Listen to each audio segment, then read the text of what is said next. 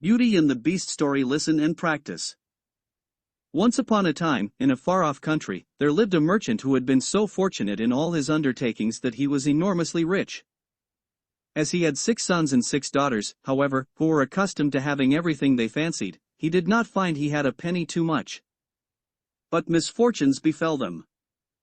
One day their house caught fire and speedily burned to the ground, with all the splendid furniture, books, pictures, gold, silver, and precious goods it contained. The father suddenly lost every ship he had upon the sea, either by dint of pirates, shipwreck, or fire.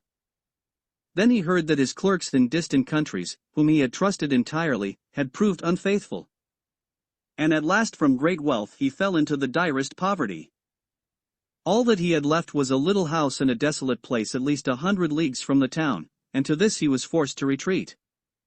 His children were in despair at the idea of leading such a different life. The daughters at first hoped their friends, who had been so numerous while they were rich, would insist on their staying in their houses, but they soon found they were left alone. Their former friends even attributed their misfortunes to their own extravagance and showed no intention of offering them any help. So nothing was left for them but to take their departure to the cottage, which stood in the midst of a dark forest and seemed to be the most dismal place on the face of the earth. As they were too poor to have any servants, the girls had to work hard, and the sons, for their part, cultivated the fields to earn their living. Roughly clothed and living in the simplest way, the girls regretted unceasingly the luxuries and amusements of their former life. Only the youngest daughter tried to be brave and cheerful.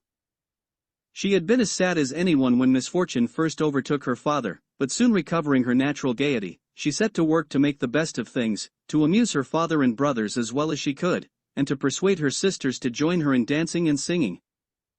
But they would do nothing of the sort, and because she was not as doleful as themselves, they declared this miserable life was all she was fit for. But she was really far prettier and cleverer than they were. Indeed, she was so lovely she was always called Beauty. After 2 years, when they were all beginning to get used to their new life, their father received news that one of his ships, which he had believed lost, had come safely into port with a rich cargo. All the sons and daughters at once thought that their poverty was at an end and wanted to set out directly for the town, but their father, who was more prudent, begged them to wait a little, and though it was harvest time, and he could ill be spared, determined to go himself to make inquiries. Only the youngest daughter had any doubt but that they would soon again be as rich as they were before. They all loaded their father with commissions for jewels and dresses which it would have taken a fortune to buy. Only Beauty, feeling sure that it was of no use, did not ask for anything. Her father, noticing her silence, said, "And what shall I bring for you, Beauty?" "The only thing I wish for is to see you come home safely," she answered. But this reply vexed her sisters, who fancied she was blaming them for having asked for such costly things. Her father, however, was pleased, but as he thought that at her age she certainly ought to like pretty presents, he told her to choose something. "Well, dear father," she said, "as you insist upon it, I beg that you will bring me a rose. I have not seen one since we came here, and I love them so much." The merchant reached town as quickly as possible, only to find that his former companions, believing him to be dead, had divided his cargo between them. After 6 months of trouble and expense, he found himself as poor as when he started on his journey. To make matters worse, he was obliged to return in the most terrible weather. By the time he was within a few leagues of his home, he was almost exhausted with cold and fatigue. Though he knew it would take some hours to get through the forest, he resolved to go on. But night overtook him, and the deep snow and bitter frost made it impossible for his horse to carry him any farther. Not a house was to be seen. The only shelter he could get was the hollow trunk of a great tree, and there he crouched all the night, which seemed to him the longest he had ever known. The howling of the wolves kept him awake, and when at last day broke, the falling snow had covered up every path, and he did not know which way to turn. At length he made out some sort of path, but it was so rough and slippery that he fell down more than once. Presently it led him into an avenue of trees which ended in a splendid castle. It seemed to the merchant very strange that no snow had fallen in the avenue of orange trees, covered with flowers and fruit. When he reached the first court of the castle, he saw before him a flight of agate steps. He went up them and passed through several splendidly furnished rooms. The pleasant warmth of the air revived him, and he felt very hungry, but there seemed to be nobody in all this vast and splendid palace. Deep silence reigned everywhere, and at last, tired of roaming through empty rooms and galleries, he stopped in a room smaller than the rest, where a clear fire was burning, and a couch was drawn up idly before it. Thinking this must be prepared for someone who was expected, he sat down to wait till he should come and very soon fell into a sweet sleep. When his extreme hunger wakened him after several hours, he was still alone, but a little table, with a good dinner on it, had been drawn up close to him. He lost no time in beginning his meal, hoping he might soon thank his considerate host, whoever it might be. But no one appeared, and even after another long sleep, from which he awoke completely refreshed, there was no sign of anybody, though a fresh meal of dainty cakes and fruit was prepared upon the little table at his elbow. Because he was naturally timid, the silence began to terrify him, and he resolved to search once more through all the rooms, but it was of no use, there was no sign of life in the palace. He wondered what he should do. To amuse himself, he began pretending that all the treasures he saw were his own and considering how he would divide them among his children. Then he went down into the garden, and though it was winter everywhere else, here the sun shone, the birds sang, the flowers bloomed, and the air was soft and sweet. The merchant, in ecstasies with all he saw and heard, said to himself, "All this must be meant for me. I will go this minute and bring my children to share all these delights." In spite of being so cold and weary when he reached the castle, he had taken his horse to the stable and fed it. Now he thought he would saddle it for his homeward journey, and he turned down the path which led to the stable. This path had a hedge of roses on each side of it, and the merchant thought he had never seen such exquisite flowers. They reminded him of his promise to Beauty, and he stopped and had just gathered one to take to her when he was startled by a strange noise behind him. Turning round, he saw a frightful beast, which seemed to be very angry and said in a terrible voice, "Who told you might gather my roses? Was it not enough that I sheltered you in my palace and was kind to you? This is the way you show your gratitude, by stealing my flowers. But your insolence shall not go unpunished." The merchant, terrified by these furious words, dropped the fatal rose and, throwing himself on his knees, cried, "Pardon me, noble sir. I am truly grateful for your hospitality, which was so magnificent I could not imagine you would be offended by my taking such a little thing as a rose." But the beast's anger was not lessened by his speech. "You are very ready with excuses and flattery," he cried. "But that will not save you from the death you deserve." "Alas," thought the merchant, "if my daughter Beauty could only know into what danger her rose has brought me." And in despair he began to tell the beast all his misfortunes and the reason of his journey, not forgetting to mention Beauty's request. "A king's ransom would hardly have procured all that my other daughters asked for," he said. "But I thought I might at least take Beauty her rose. I beg you to forgive me, for you see I meant no harm." The beast said, in a less furious tone, "I will forgive you on one condition, that you will give me one of your daughters." "Ah," cried the merchant, "if I were cruel enough to buy my own life at the expense of one of my children's, what excuse could I invent to bring her here?" "None," answered the beast. "If she comes at all, she must come willingly. On no other condition will I have her. See if any one of them is courageous enough and loves you enough to come and save your life. You seem to be an honest man, so I will trust you to go home. I give you a month to see if any of your daughters will come back with you and stay here, to let you go free. If none of them is willing, you must come alone, after bidding them goodbye forever, for then you will belong to me. And do not imagine that you can hide from me, for if you fail to keep your word, I will come and fetch you," added the beast grimly. The merchant accepted this proposal, though he did not really think that any of his daughters would be persuaded to come. He promised to return at the time appointed, and then, anxious to escape from the presence of the beast, he asked permission to set off at once. But the beast answered that he could not go until the next day. "Then you will find a horse ready for you," he said.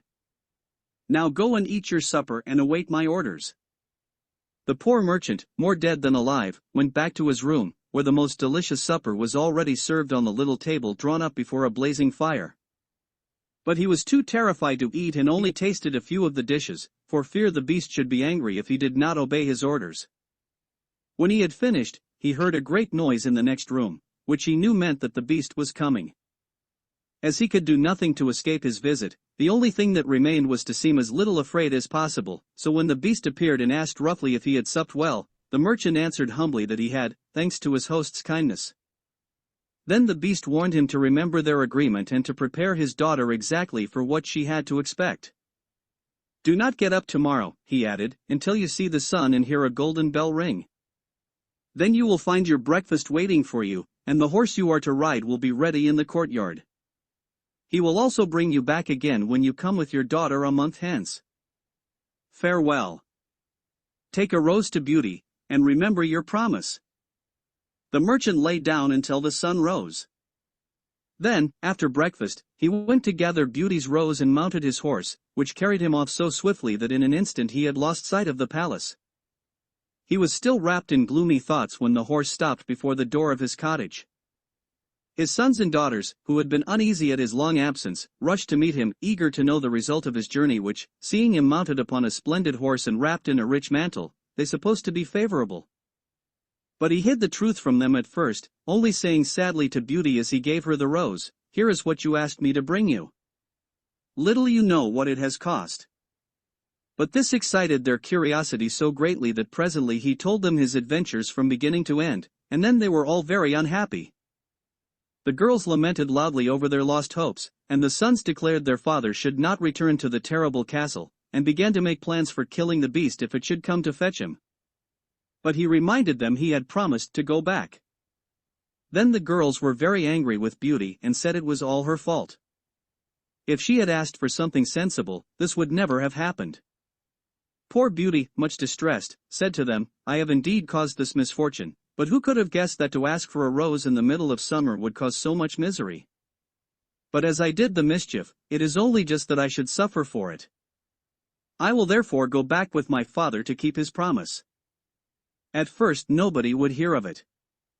Her father and brothers, who loved her dearly, declared nothing should make them let her go. But Beauty was firm. As the time drew near, she divided her little possessions between her sisters and said goodbye to everything she loved. When the fatal day came, she encouraged and cheered her father as they mounted together the horse which had brought him back. It seemed to fly rather than gallop, but so smoothly that Beauty was not frightened. Indeed, she would have enjoyed the journey, if she had not feared what might happen at the end of it. Her father still tried to persuade her to go back, but in vain. While they were talking, the night fell. Then, to their great surprise, wonderful colored lights began to shine in all directions, and splendid fireworks blazed out before them. All the forest was illuminated. They even felt pleasantly warm, though it had been bitterly cold before. They reached the avenue of orange trees and saw that the palace was brilliantly lighted from roof to ground, and music sounded softly from the courtyard. "The beast must be very hungry," said Beauty, trying to laugh, "if he makes all this rejoicing over the arrival of his prey." But in spite of her anxiety, she admired all the wonderful things she saw. When they had dismounted, her father led her to the little room he had been in before. Here they found a splendid fire burning and the table daintily spread with a delicious supper. The merchant knew that this was meant for them, and Beauty, who was less frightened now that she had passed through so many rooms and seen nothing of the beast, was quite willing to begin, for her long ride had made her very hungry. But they had hardly finished their meal when the noise of the beast's footsteps was heard approaching, and Beauty clung to her father in terror, which became all the greater when she saw how frightened he was. But when the beast really appeared, though she trembled at the sight of him, she made a great effort to hide her horror and saluted him respectfully. This evidently pleased the beast. After looking at her he said, in a tone that might have struck terror into the boldest heart, though he did not seem to be angry, "Good evening, old man." "Good evening, Beauty." The merchant was too terrified to reply, but Beauty answered sweetly, "Good evening, beast." "Have you come willingly?" asked the beast. "Will you be content to stay here when your father goes away?" Beauty answered bravely that she was quite prepared to stay. "I am pleased with you," said the beast. "As you have come of your own accord, you may remain. As for you, old man," he added, turning to the merchant, "at sunrise tomorrow take your departure. When the bell rings, get up quickly and eat your breakfast, and you will find the same horse waiting to take you home. But remember that you must never expect to see my palace again. Then turning to Beauty, he said, "Take your father into the next room and help him choose gifts for your brothers and sisters. You will find 2 traveling trunks there, fill them as full as you can. It is only just that you should send them something very precious as a remembrance." Then he went away, after saying, "Goodbye, Beauty, goodbye, old man." Beauty was beginning to think with great dismay of her father's departure, but she was afraid to disobey the beast's orders. They went into the next room, which had shelves and cupboards all round it. They were greatly surprised at the riches it contained.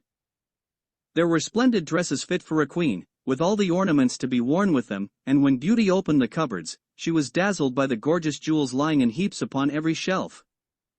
After choosing a vast quantity, which she divided between her sisters, for she had made a heap of the wonderful dresses for each of them, she opened the last chest, which was full of gold. "I think, father," she said, "that, as the gold will be more useful to you, we had better take out the other things again, and fill the trunks with it." So they did this, but the more they put in, the more room there seemed to be, and at last they put back all the jewels and dresses they had taken out, and Beauty even added as many more of the jewels as she could carry at once. Even then the trunks were not too full, but they were so heavy an elephant could not have carried them. "The beast was mocking us," cried the merchant. "He pretended to give us all these things, knowing that I could not carry them away." "Let us wait and see," answered Beauty. "I cannot believe he meant to deceive us. All we can do is to fasten them up and have them ready." So they did this and returned to the little room where, to their astonishment, they found breakfast ready. The merchant ate his with a good appetite, as the beast's generosity made him believe he might perhaps venture to come back soon and see Beauty. But she felt sure her father was leaving her forever, so she was very sad when the bell rang sharply for the second time and warned them that the time was come for them to part. They went down into the courtyard, where 2 horses were waiting, one loaded with the 2 trunks, the other for him to ride. They were pawing the ground in their impatience to start, and the merchant bade Beauty a hasty farewell. As soon as he was mounted, he went off at such a pace she lost sight of him in an instant. Then Beauty began to cry and wandered sadly back to her own room. But she soon found she was very sleepy, and as she had nothing better to do, she lay down and instantly fell asleep. And then she dreamed she was walking by a brook bordered with trees and lamenting her sad fate, when a young prince, handsomer than anyone she had ever seen, and with a voice that went straight to her heart, came and said to her, "Ah, Beauty, you are not so unfortunate as you suppose. Here you will be rewarded for all you have suffered elsewhere. Your every wish shall be gratified. Only try to find me out, no matter how I may be disguised, for I love you dearly, and in making me happy, you will find your own happiness. Be as true heart as you are beautiful, and we shall have nothing left to wish for." "What can I do, Prince, to make you happy?" said Beauty. "Only be grateful," he answered, "and do not trust too much to your eyes. Above all, do not desert me until you have saved me from my cruel misery." After this she thought she found herself in a room with a stately and beautiful lady, who said to her, "Dear Beauty, try not to regret all you have left behind you, you are destined for a better fate. Only do not let yourself be deceived by appearances." Beauty found her dream so interesting that she was in no hurry to awake, but presently the clock roused her by calling her name softly 12 times.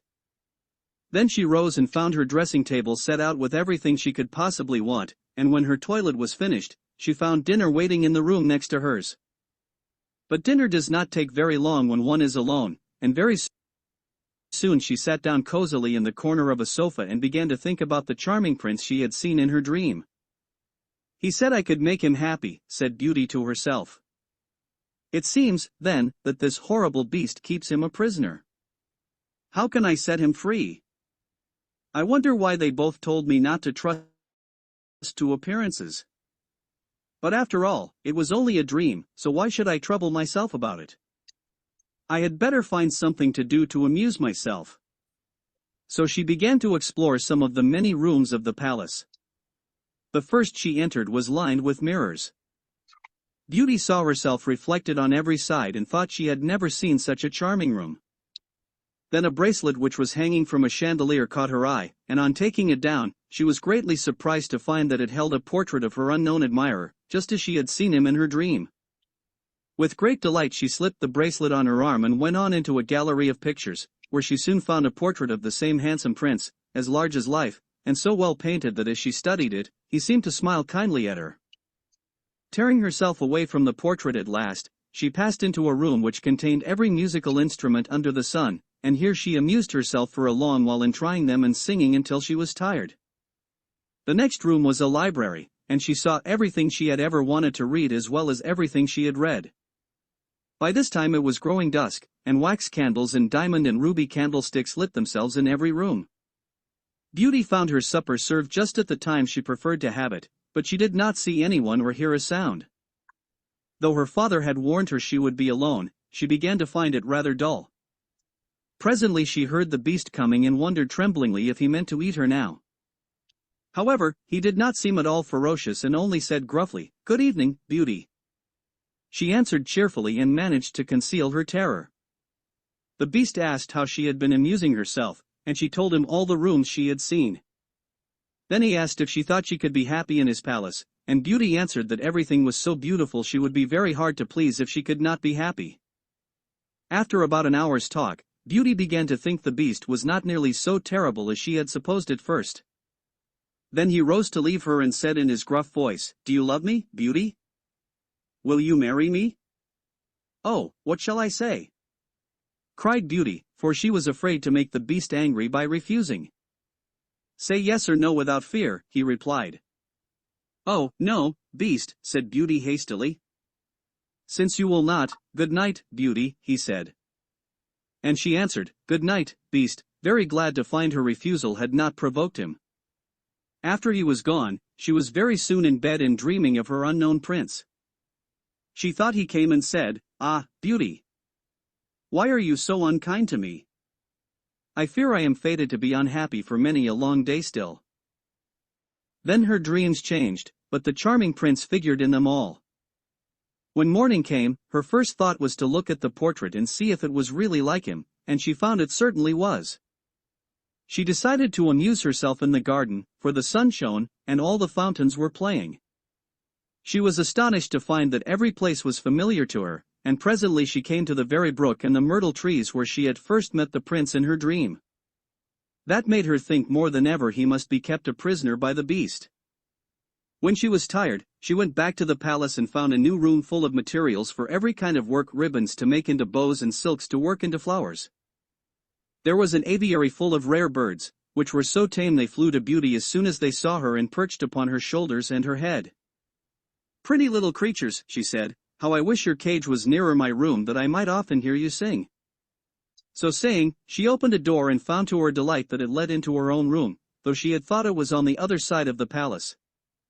There were more birds in a room farther on, parrots and cockatoos that could talk, and they greeted Beauty by name. Indeed, she found them so entertaining that she took one or two back to her room, and they talked to her while she was at supper. The beast paid her his usual visit and asked the same questions as before, and then with a gruff good night he took his departure, and Beauty went to bed to dream of her mysterious prince.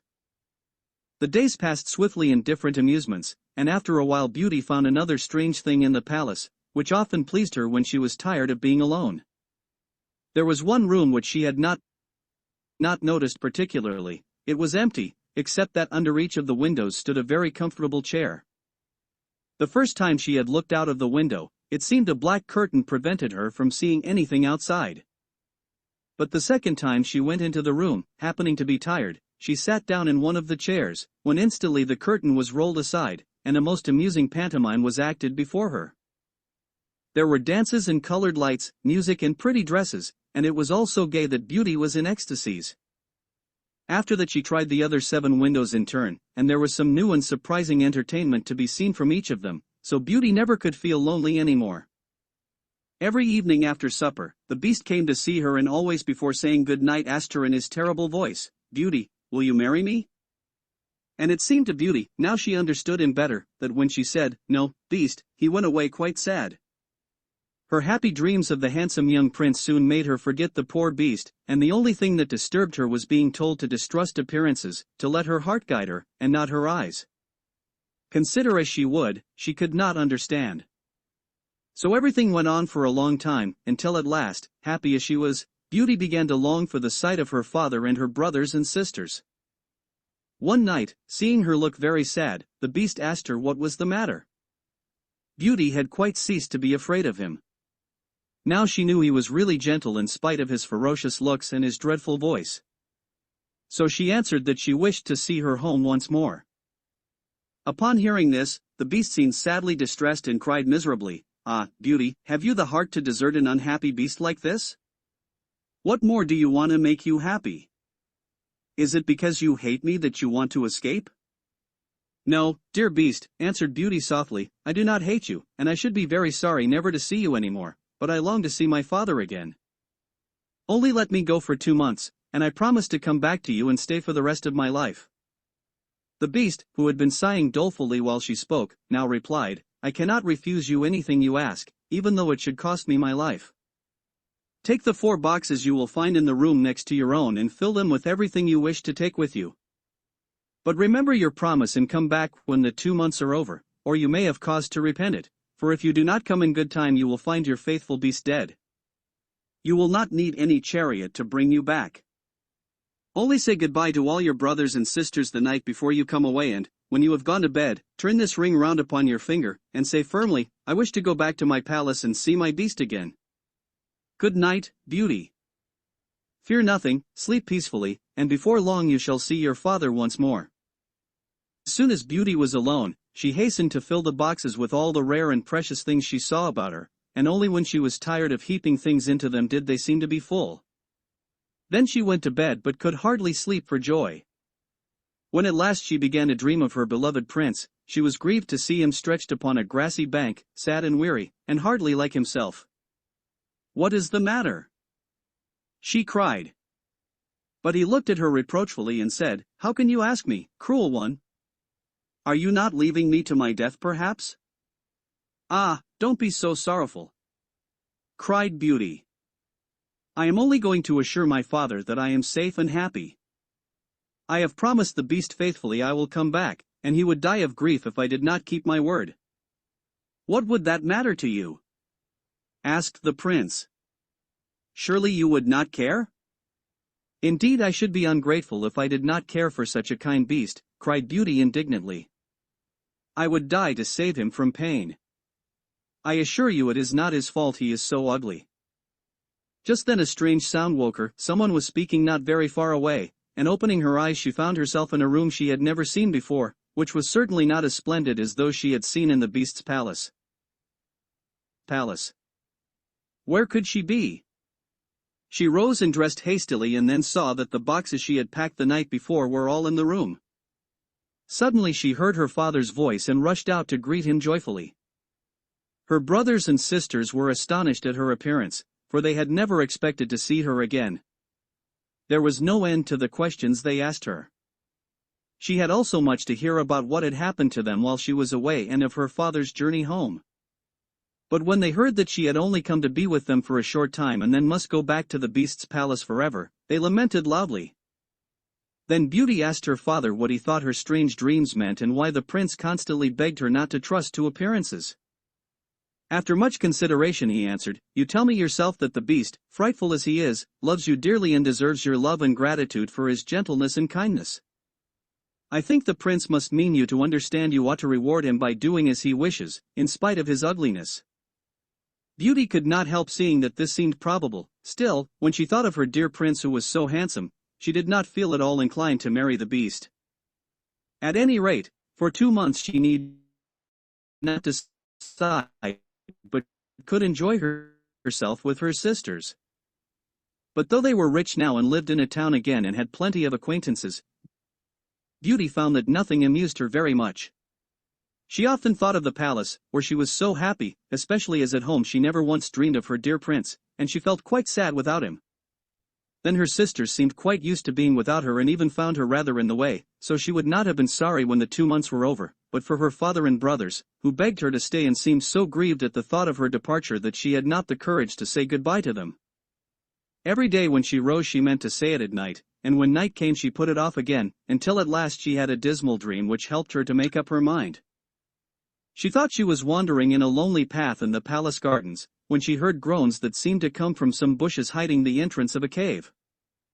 Running quickly to see what could be the matter, she found the Beast stretched out upon his side, apparently dying. He reproached her faintly with being the cause of his distress, and at the same moment a stately lady appeared and said very gravely, "Ah, Beauty, see what happens when people do not keep their promises. If you had delayed one day more, you would have found him dead." Beauty was so terrified by this dream that the next morning she announced her intention of going back at once. That very evening she said goodbye to her father and her brothers and sisters, and as soon as she was in bed she turned her ring round upon her finger and said firmly, "I wish to go back to my palace and see my Beast again." Then she fell asleep instantly and only woke up to hear the clock saying, "Beauty, Beauty," 12 times in its musical voice, which told her she was really in the palace once more. Everything was just as before, and her birds were so glad to see her, but Beauty thought she had never known such a long day. She was so anxious to see the Beast again that she felt as if supper time would never come. But when it came, no Beast appeared. After listening and waiting for a long time, she ran down into the garden to search for him. Up and down the paths and avenues ran poor Beauty, calling him. No one answered, and not a trace of him could she find. At last, quite tired, she stopped for a minute's rest and saw that she was standing opposite the shady path she had seen in her dream. She rushed down it and, sure enough, there was the cave, and in it lay the Beast asleep, so Beauty thought. Quite glad to have found him, she ran up and stroked his head, but to her horror he did not move or open his eyes. "Oh, he is dead, and it is all my fault," cried Beauty, crying bitterly. But then, looking at him again, she fancied he still breathed. Hastily fetching some water from the nearest fountain, she sprinkled it over his face, and to her great delight he began to revive. "Oh, Beast, how you frightened me!" she cried. "I never knew how much I loved you until just now, when I feared I was too late to save your life." "Can you really love such an ugly creature as I am?" asked the Beast faintly. "Ah, Beauty, you came only just in time. I was dying because I thought you had forgotten your promise. But go back now and rest, I shall see you again by and by." Beauty, who had half expected he would be angry with her, was reassured by his gentle voice and went back to the palace, where supper was awaiting her. And afterward the Beast came in as usual and talked about the time she had spent with her father, asking if she had enjoyed herself and if they had all been glad to see her. Beauty quite enjoyed telling him all that had happened to her. When at last the time came for him to go, he asked, as he had so often asked before, "Beauty, will you marry me?" She answered softly, "Yes, dear Beast." As she spoke a blaze of light sprang up before the windows of the palace, fireworks crackled and guns banged, and across the avenue of orange trees, in letters all made of fireflies, was written, "Long live the prince and his bride." Turning to ask the Beast what it could all mean, Beauty found he had disappeared, and in his place stood her long-loved prince. At the same moment the wheels of a chariot were heard upon the terrace, and 2 ladies entered the room. One of them Beauty recognized as the stately lady she had seen in her dreams, the other was so queenly that Beauty hardly knew which to greet first. But the one she already knew said to her companion, "Well, Queen, this is Beauty, who has had the courage to rescue your son from the terrible enchantment. They love each other, and only your consent to their marriage is wanting to make them perfectly happy." "I consent with all my heart," cried the Queen. "How can I ever thank you enough, charming girl, for having restored my dear son to his natural form?" And then she tenderly embraced Beauty and the prince, who had meanwhile been greeting the fairy and receiving her congratulations. "Now," said the fairy to Beauty, "I suppose you would like me to send for all your brothers and sisters to dance at your wedding?" And so she did, and the marriage was celebrated the very next day with the utmost splendor, and Beauty and the prince lived happily ever after.